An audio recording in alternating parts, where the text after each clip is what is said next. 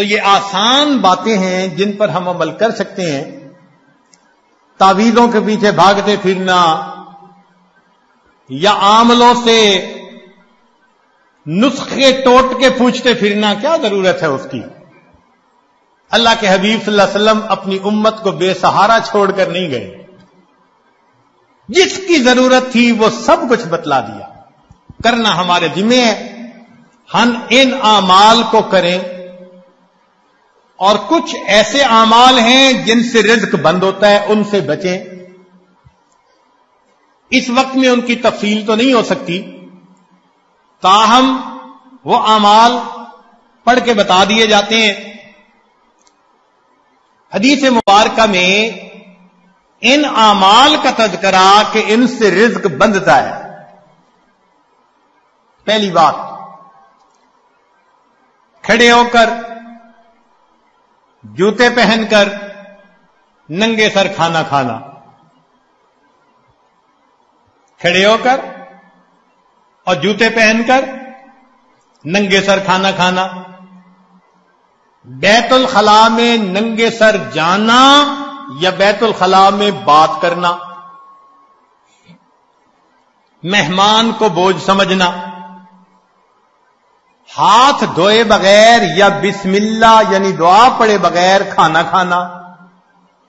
آپ غور کیجئے، ان میں سے اکثر وہ عمل ہوں گے جو ہم کرتے ہیں، تو پھر رزق کے دروازے تو ہم نہیں بند کیے نا. کھانے کے برتن کو بعد میں صاف نہ کرنا. مسجد کے اندر دنیا کی باتیں کرنا. فقیر کو جھڑک دینا. مغرب کے بعد بلا عذر سو جانا. نماز قضا کر دینا. جھوٹ بولنا. اب یہ ایک ایسا عمل ہے جو آج بہت کثرت سے پھیل گیا، اور شیطان بدبخت نے جھوٹ کی نفرت کو کم کرنے کے لیے اس کا نام بدل دیا، اور جی میں نے بہانہ بنا لیا.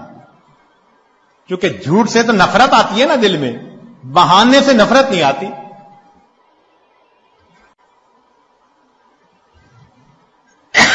غیبت کا نام گپ شپ رکھ دیا.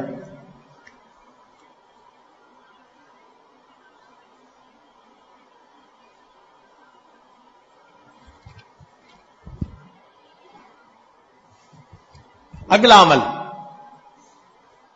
گانے بجانے میں دل لگانا. آج گاڑیوں کے اندر گانوں کی سیڑیاں، گھروں کے اندر ٹی وی ریڈیو کے اوپر گانوں کی بھرمار. تو رزق کے دروازے تو خود بند کر لیے. پھر اگلی بات، اولاد کو برا بھلا کہنا. یہ بھی اکثر عورتوں میں عادت ہوتی ہے. ذرا غصہ آیا اور اس وقت اپنی اولاد کو گالیاں دینے لگ گئی. بلکہ آج تو وتیرہ یہ لوگوں نے بنا لیا، اولاد کو دین سے ہٹانے کے لیے گالیاں دیتی ہیں کہ گالیوں سے ڈر کے یہ دین کو چھوڑ دے.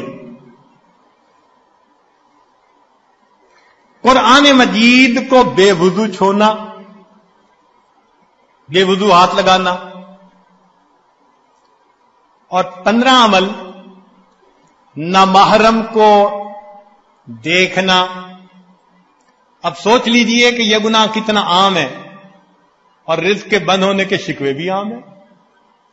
تو پتہ چلتا ہے نا کہ کن وجوہات سے رزق بند ہے.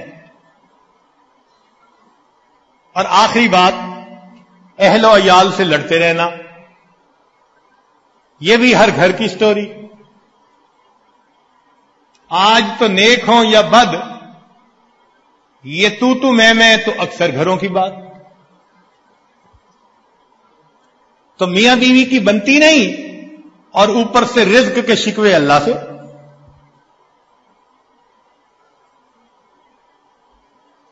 بھئی آپس میں محبت و پیار سے رہیے، پھر دیکھیے اللہ رب العزت کس طرح مدد فرماتے ہیں.